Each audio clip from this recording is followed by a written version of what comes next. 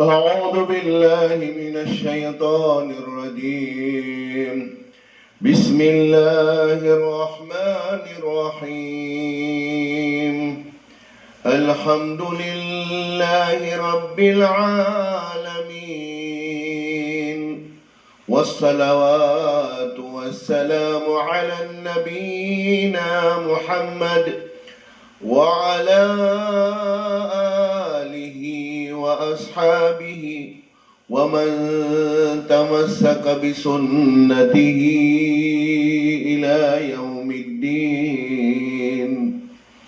أما بعد، السلام عليكم ورحمة الله تعالى وبركاته. وقال تعالى في كتابه الكريم بعد أعوذ بالله من الشيطان الرجيم: وما تقدموا لأنفسكم من خير تجدوه عند الله إن الله بما تعلمون بصير. سورة البقرة آية 110. وقال النبي صلى الله عليه وسلم: لا يؤمن أحدكم حتى يحب لأخيه أو قال ولجاره ما يحب لنفسه. صدق الرسول صلى الله عليه وسلم. Ang ating binasa na ayat sa Quran ay nasa Suratul Baqarah, verse 110. Ito po ay parang pakiusap ng Allah subhanahu wa ta'ala kung sino man ang gustong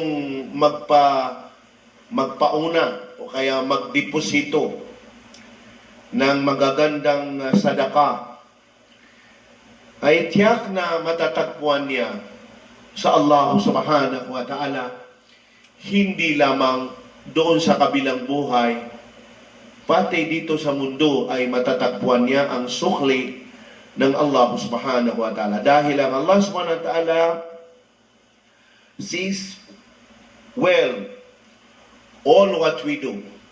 Nakikita niya po lahat ang ating ginagawa o kaya ginagampanan na mabubuti.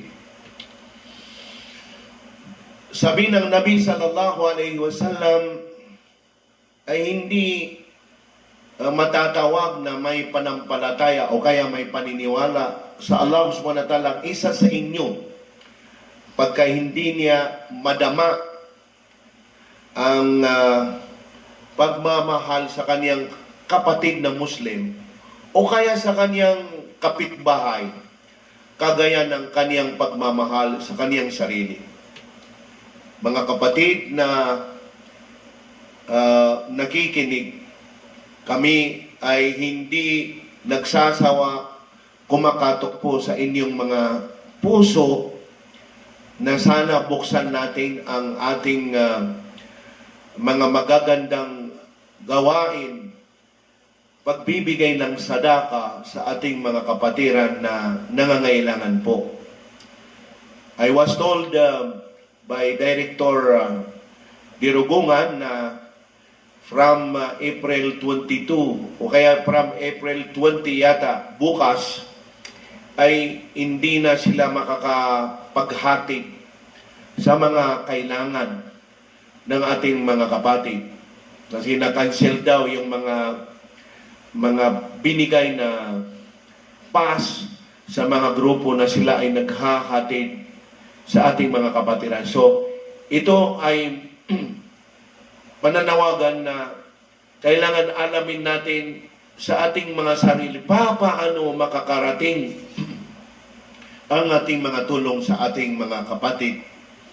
Sana maramdaman natin ang nararamdaman ng ating mga kapatiran paano sila nangangailangan. There are so many groups, not only in Metro Manila, all over Luzon, Visayas, and Mindanao, sila po ay nananawagan sa ating pagmamahal. Kailangan nila po ang ating mga tulong. Kaya po, kami ay nagpapasalamat sa lahat ng grupo na sila ay hindi nag-atubili para tumulong sa ating mga kapatiran. Salamat po. Biyayaan kayo ng Allah subhanahu wa ta'ala ng hindi mabilang na biyaya dito sa mundo hanggang sa kabilang buhay. Ang mga individuals na mga kapatid namin na mga Muslim na sila ay hindi rin nag-atubili para magpadala ng kanilang suporta sa ating kapatiran. Biyayaan kayo ng Allah subhanahu wa ta'ala sa mundong ito hanggang sa kabilang buhay. Bago po tayo dumapo sa ating formal na lecture, kasi hindi po natin natapos yung wabay inatin minal huda, ay tatapusin po natin ngayon. Bukas ay dudugtungan natin ang isasalaysay po natin yung Wal Furqan. Then, pagkatapos, ito po ang part 7 sa ating lectures. Pagkatapos ang part 8, part 9 po, doon po natin tatalakayin. Maririnig niyo po yung sino ba ang qualified mag-fasting. Yung mga pillars of fasting, wajibat ng fasting, at saka yung sunan sa pagpa-fasting, at saka pati yung mga mubtilatay. Sa part 9 ay yun po ang i-discuss natin, i-lecture natin. Inshallah, may Allah subhanahu wa ta'ala accept our intention. Pero gusto ko naman na bumanggit ng kwento dahil as I have said, maraming nag-aabang sa mga kwento. Maraming mga mahihilig duminig ng kwento. Pero itong mga kwento natin ay kwento na nanggaling sa Islamic stories. Ang ikukwento ko po sa inyo ay yung tao na nagbibigay ng sadaka, na siya ay yung kaniyang intention ay tinanggap ng Allah subhanahu wa ta'ala. Kahit nagiging usap-usapan yung pagbibigay niya ng sadaka. Yung isang tao na yan na nagbibigay ng sadaka, unang araw, ang kaniyang napili na bibigyan niya ng sadaka ay isang tao na magnanakaw. So nagiging usap-usapan, bakit itong tao na ito, ang binigyan niya ng sadaka ay isang magnanakaw?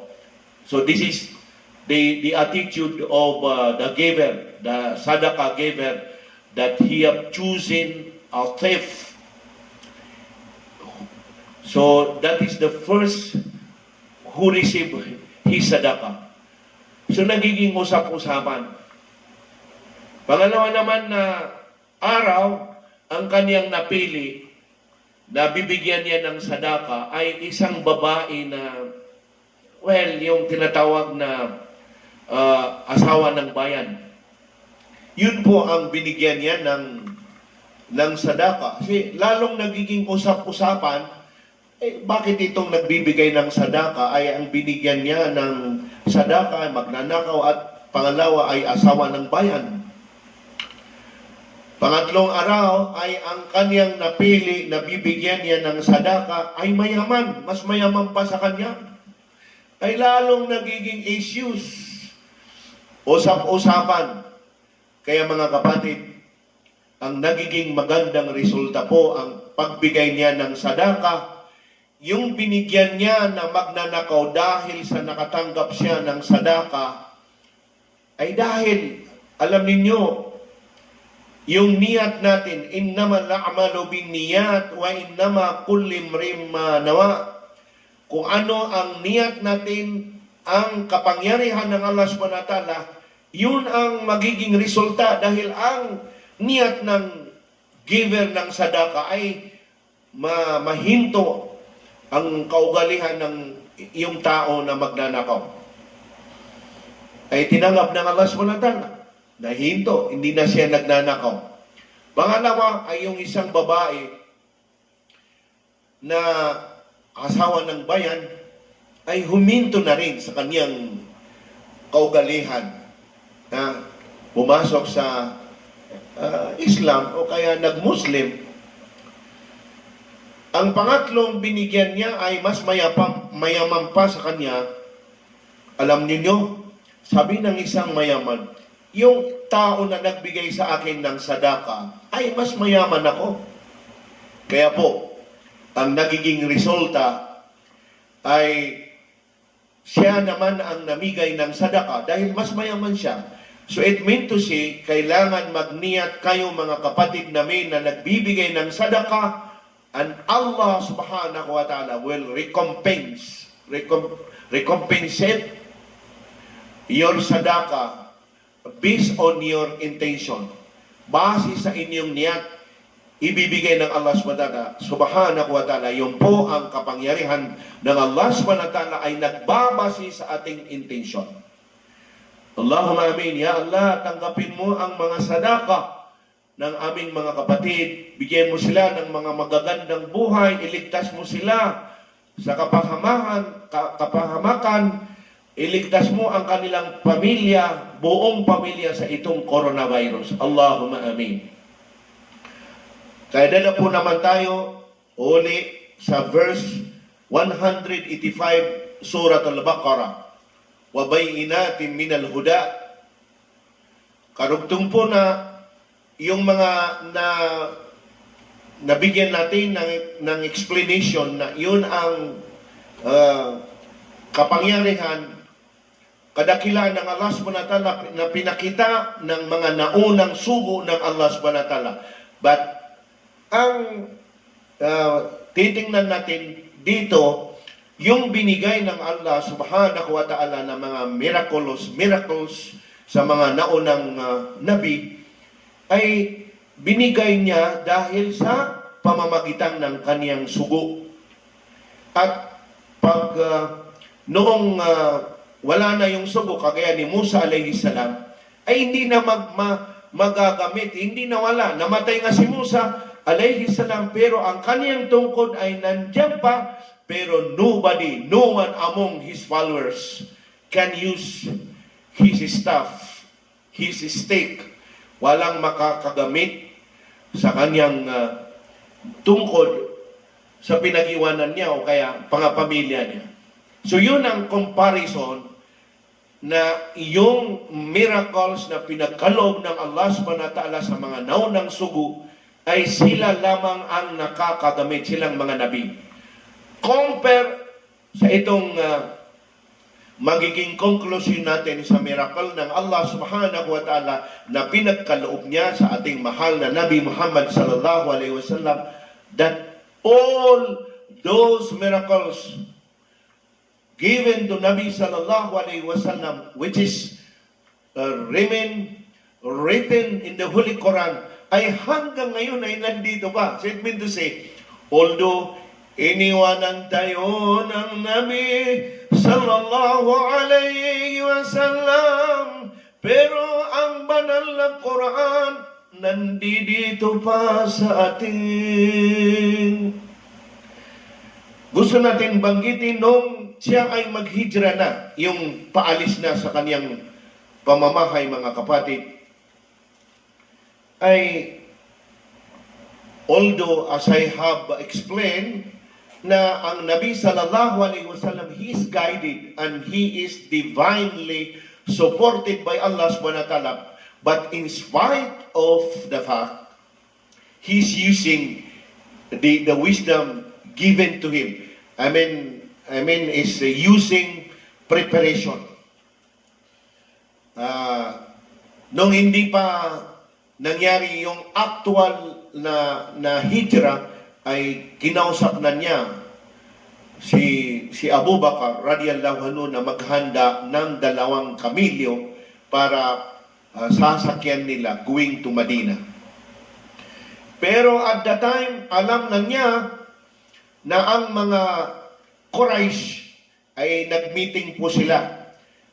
Ang kanilang nagiging meeting ay lahat ng, o kaya bawat pamilya ng Quraysh ay magbibigay ng isang tao na mamamatay ng tao. Kaya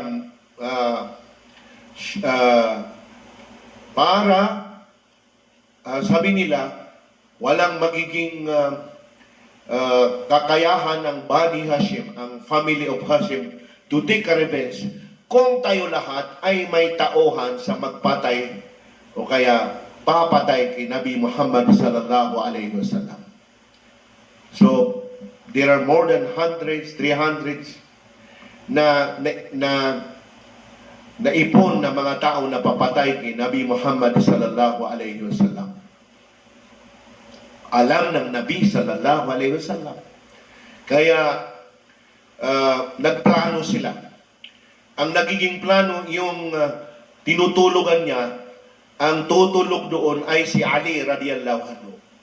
Why? Sabi ni Ali radiyallahu anhu, ako ang papalit sa tinutulugan mo dahil para pag sinisilip tayo, nakikita nila na ikaw ay natutulog pa. O kaya kung papatay nila ako, hindi ikaw ang napatay nila, ya Rasulullah, ako ang napatay nila. That's how loyal his sahaba. Sana po magkaroon tayo ng mga ganong kaloyal na mga kaibigan na handa sila magpakamatay dahil sa atin. May Allah SWT compensate yung efforts, dedication ni Ali radiyallahu anhu sa Nabi Muhammad sallallahu alaihi wasallam. Dito po nakikita ang tawakkal. Dahil utos ng Allah subhanahu wa ta'ala, after the preparation, lumabas ang Nabi sallallahu alaihi wasallam. So, faida azamta faliyatawakkal ala Allah. Yun po, na nagawa niya yung let's say yung pangsarili na plano. So, lumabas siya. So, doon dumating ang nusrat ng Allah subhanahu wa ta'ala. Ano bang nusrat? Pinadalahan ba ng Allah subhanahu wa ta'ala ng mga sandata? Wala po. Pinadalahan ba ng Allah subhanahu wa ta'ala ng mga tao na makipaglaban sa mga tao na papatay sa kanya? Hindi po. Dumating ang nusrat ng Allah subhanahu wa ta'ala, the easiest nusrat, pero nakita po ang resulta.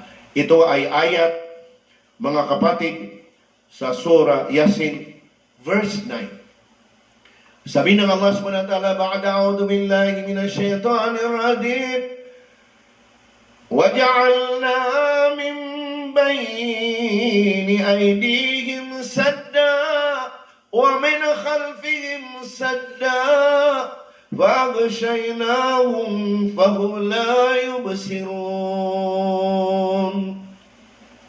Ang sabi ng Allah subhanahu wa ta'ala, nilagyan ng harang ng Allah subhanahu wa ta'ala ang harapan at likod. Subhanallah. At tinakpan ng Allah subhanahu wa ta'ala, tinakpan niya ang Nabi sallallahu alaihi wasallam, hindi makikita ng mga tao na papatay sa kanya. Subhanallah. Subhanahu wa ta'ala. Subhanahu wa ta'ala. Subhanallah. May kwento pa na kumuha pa ng mga alikabok ang Nabi sallallahu alaihi wasallam, pinaglalagay niya sa mga ulo ng mga tao na papatay sa kanya. Hindi po nila nakita. So this is the miracle from Allah subhanahu wa ta'ala given to Nabi sallallahu alaihi wasallam.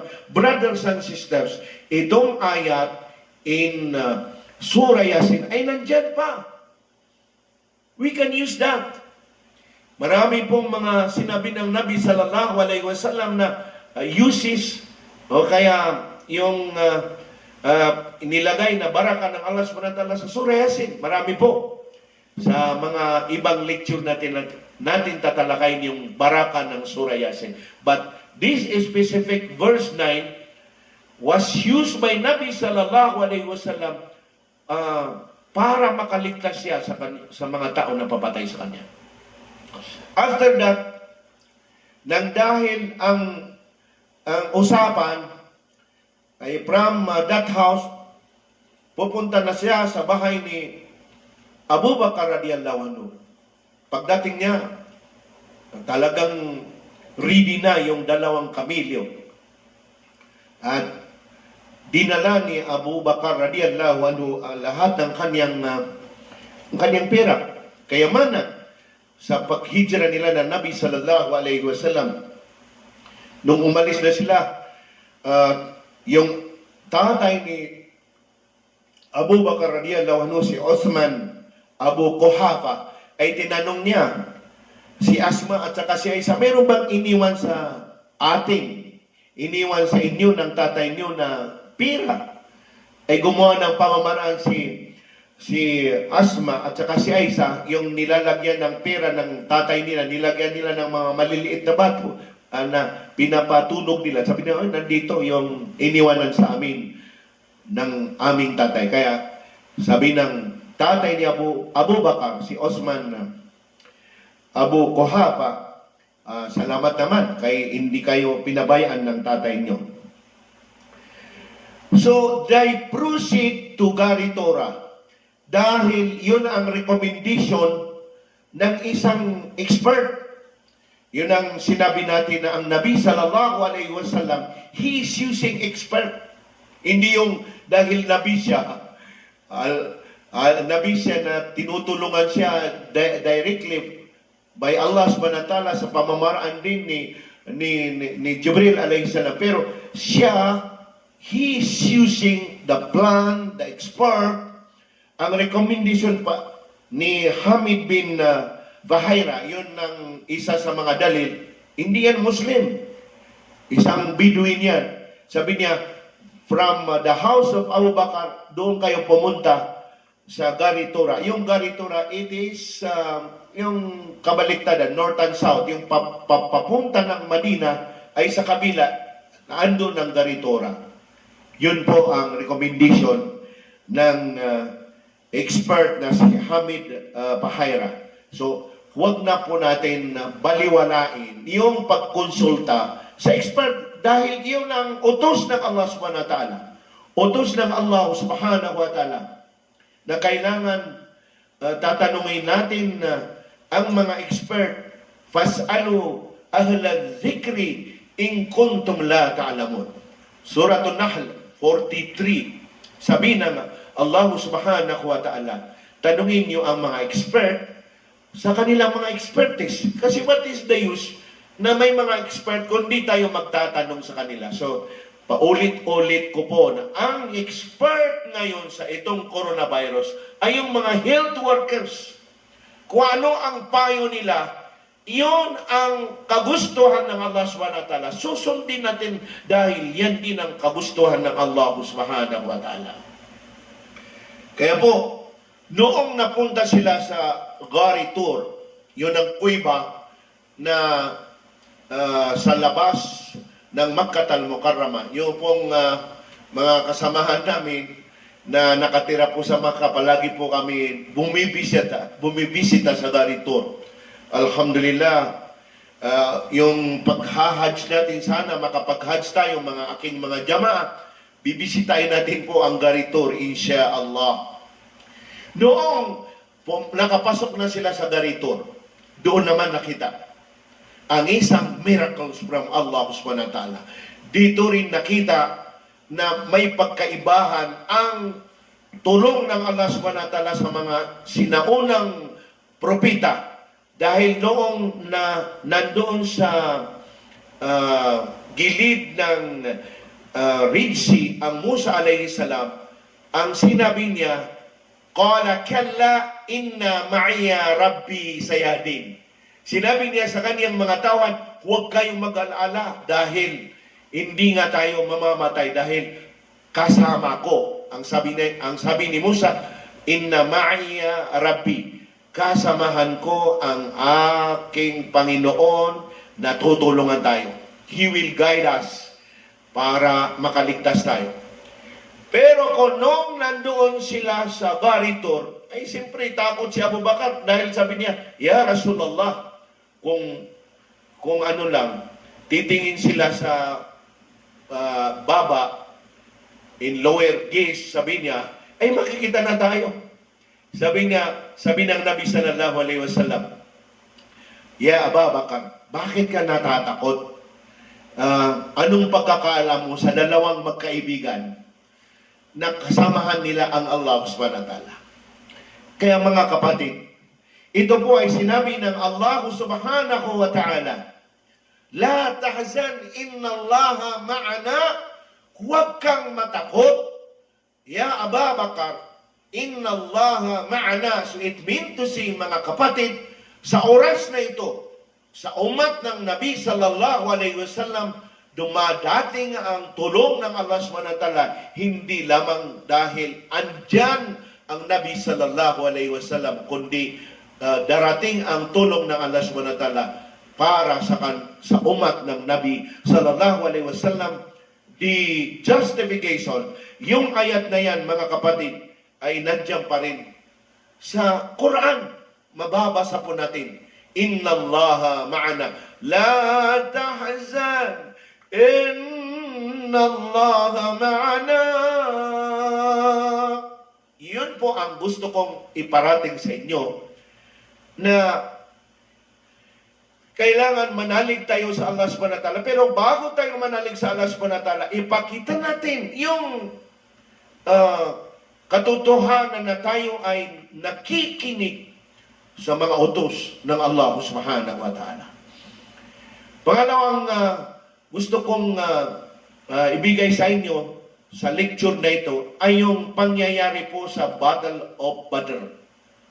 Yun ang kauna-unahan na pagsagupa ng mga Muslim at ang mga Quraysh.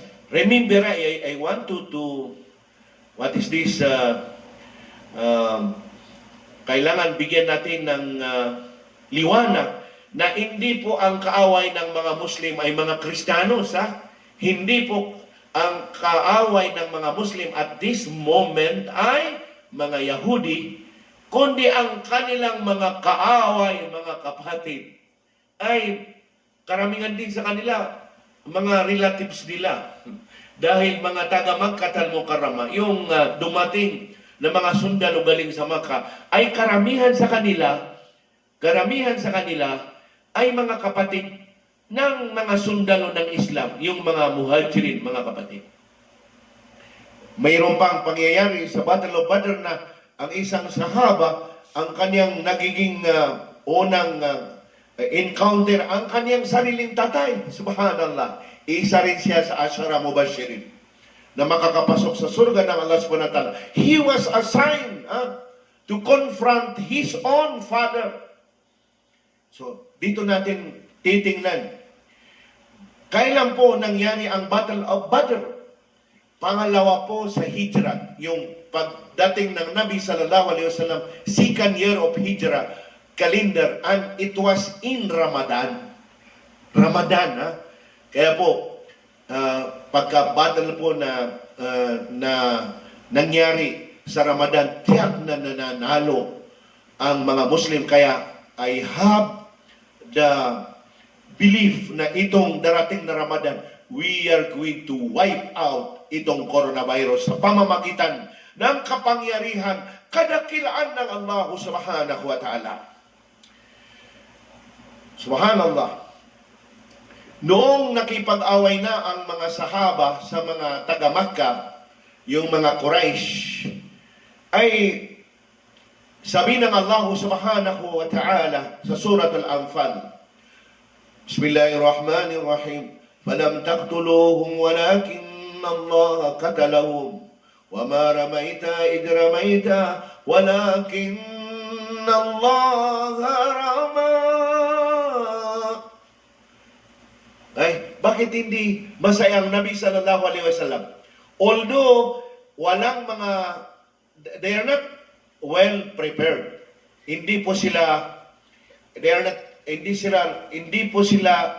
Wala silang preparation sa paggira at the time dahil kararating lamang nila. Just imagine, pang 2 years lamang nila sa Madina ay nagkaroon na ng digmaan. Digmaan, mga kapatid. Yun ang nauna natin na-explain.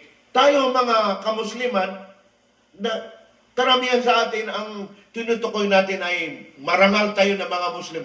Have we encountered gira? Na makipaggira tayo sa pamamagitan ng Islam? There is none.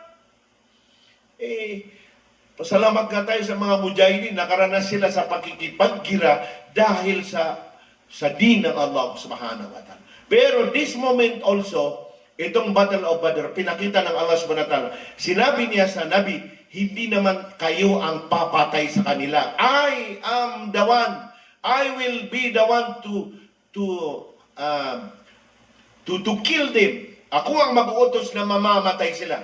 Kaya nagtataka ang mga sahaba, sabi rin ng Allah subhanahu wa ta'ala, wa ma ramaita id ramaita, walakin Allah rama. Pag kayo ay humagis kayo ng bato, hindi kayo ang hahagis sa bato. Mismo ako ang mag-utos, sabi ng Allah subhanahu wa ta'ala, hagisan sila ng bato para mamatay sila. So ito ang nakaguhit na rin sa Suratul Anfal.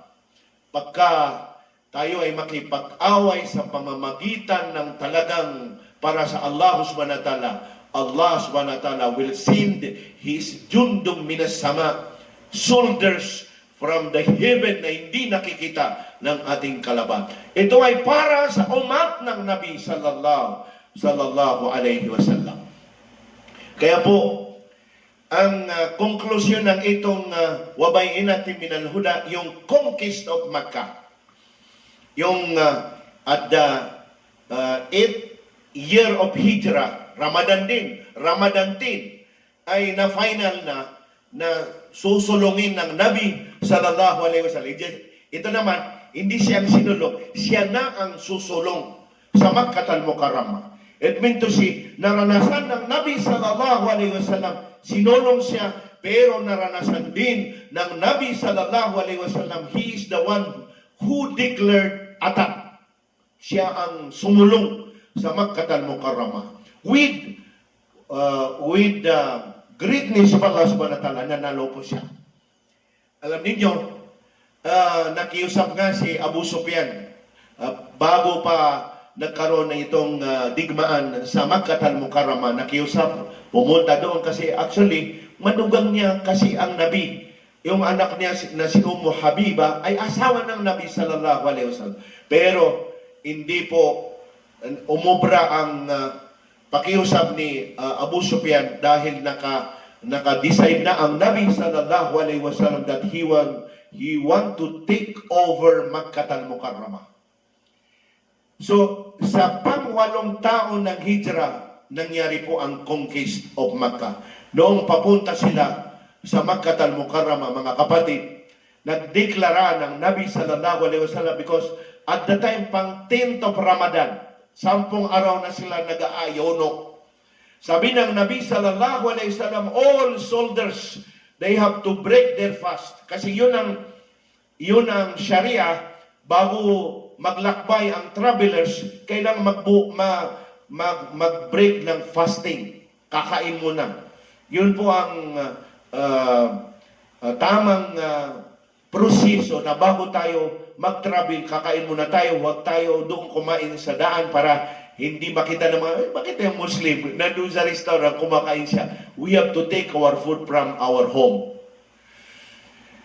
Ang inasay ng Nabi sallallahu alaihi wasallam ay si Abu Ruhm Ghifari. Sabi niya, Abu Ruhm Ghifari, sabihin mo sa lahat ng sundalo, mga mujahidin, na sila ay mag-break ng kanilang fasting. So, yun po ang nagiging decision dahil sa Quran, utos ng Nabi sallallahu alaihi wasallam, magbuka sila o kaya they're going to break their fasting.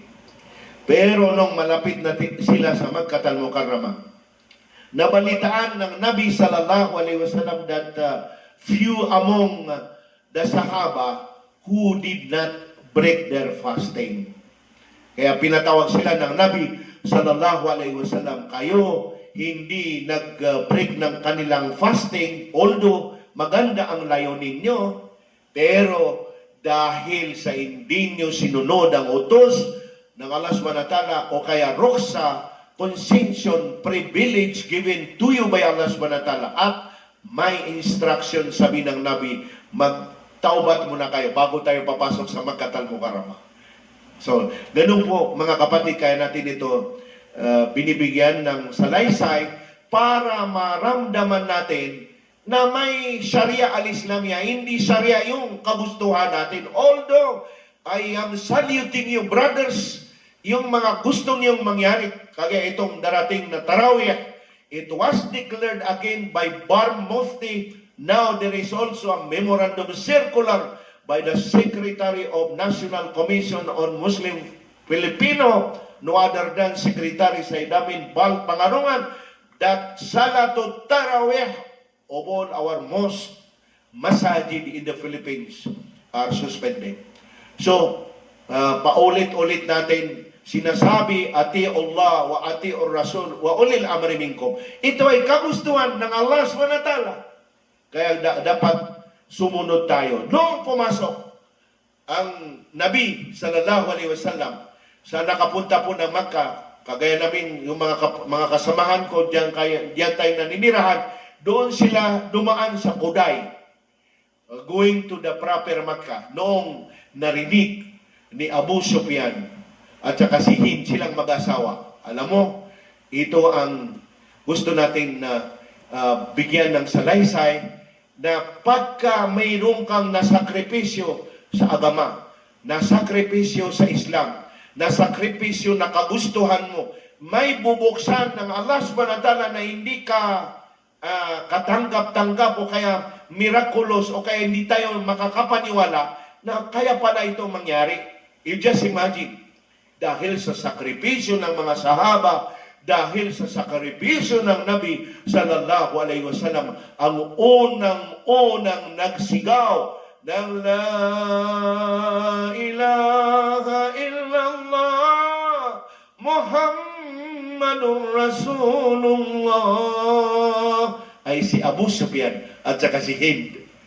Nagtuturuan sila. Sabi ni Hind, Aba Sufyan, bakit mo sinisigaw ang La ilaha illallah Muhammadur Rasulullah? Di ba nangako tayo sa ating Panginoon, si Uzzat, si Manat, si Lat, dahil tatlo po ang malalaking Panginoon nila, malaking idol nila doon sa loob ng Ka'batus Sharif. Ang pangalan niya si Lat, si Manat, at saka si Uzzat. Nangako sila, they swear upon those three gods na hindi na sila papasok sa relihiyon ng Nabi sallallahu alaihi wasallam. Pero we have to accept that ang divine guidance ay galing sa Allah subhanahu wa ta'ala. Pag tayo ay nagsakripisyo, pinakita natin sa Allah subhanahu wa ta'ala ang pagsisikap natin, bubuksan ng Allah subhanahu wa ta'ala ang kaniyang hidayat. Sabi ni Abu Sufyan at Hind, hindi ako pumasok sa relihiyon ng Nabi sallallahu alaihi wasallam. Siya ang pumasok sa akin. Ang relihiyon ng Allah subhanahu wa ta'ala, siya ang pumasok sa akin. So yan po ang kahulugan. Sabi ng Allah subhanahu wa ta'ala sa Suratul Fatah, Ba'da a'udhu billahi minash shaytanir rajim. Inna fatahna laka fathan mubina. Ang sabi ng Allah subhanahu wa ta'ala, binuksan namin sa inyo ang victory. Sabi ng Allah subhanahu wa ta'ala sa iyo, the miraculous victory was open to you, ya Rasulullah. Yun sa Suratul Fatah, ayat number 1. Sa number 3 po, sabi ng Allah subhanahu wa ta'ala, وَيَنْصُرُكَ اللَّهُ نَصْرًا عَزِيزًا. Dumating ang tulong ng Allah subhanahu wa ta'ala. Kaya po, nagkaroon ng victory ang mga Muslim. Yan po ang kasaysayan. Kung tayo ay isa, magkaroon tayo ng union, magkaroon tayo ng integrity, alam natin po, tatalunin natin itong coronavirus. Ya Allah, kaya magdua po tayo mga kapatid. Wa qala rabbukum ud'uni astajib lakum. Ba'da a'udzu billahi minash syaitanir rajim. Bismillahirrahmanirrahim. Alhamdulillahi rabbil alamin. Wassalatu wassalamu ala sayyidina Muhammad wa ala alihi wa ashabihi wa sallim. Ya Allah, alam namin po dahil sa kakayahan mo, dahil sa kadakilaan mo, Ya Allah, ikaw lamang, Ya Rabbal Alamin, makakawala sa mundong ito, itong coronavirus, Ya Rabbal Alamin. Hindi po kami natatakot sa Kanya, dahil Ya Rabbal Alamin, sa takot namin, alin sa pagsunod namin sa mga utos mo, kami ay hindi po nagpupunta sa mga masajid, Ya Rabbal Alamin. Pero ang katotohanan, Ya Allah, namimiss po namin ang aming mga Jum'ah, ang aming mga Jamaah na mga sambayang pagdadasal. At itong Ramadan, masakit po sa amin na hindi kami makapagtatarawi sa aming mga masajid. Ya Allah, bigyan mo ito ng lunas. Ya Allah, tanggapin mo ang aming mga panalangin. Ya Allah, patawarin mo kami sa mga gawain namin ay kinagalit mo sa amin. Alam namin, Ya Rabbal Alamin, sa aming pagka-disunite, nagtaparrok kami, Ya Allah, ikaw ay nagalit sa amin. Buksan mo ang pintuhan ng kapatiran, ibalik mo sa amin ang totoong pagmamahalan sa kapatiran na ayon sa Islam, Ya Rabbal Alamin. Wa sallallahu ala khairil khalqi Sayyidina Muhammad wa ala alihi wa sahbihi wa baraka wa sallam. Subhanaka rabbika rabbil izzati amma yasifun. Wassalamun ala al-mursalin walhamdulillahi rabbil alamin.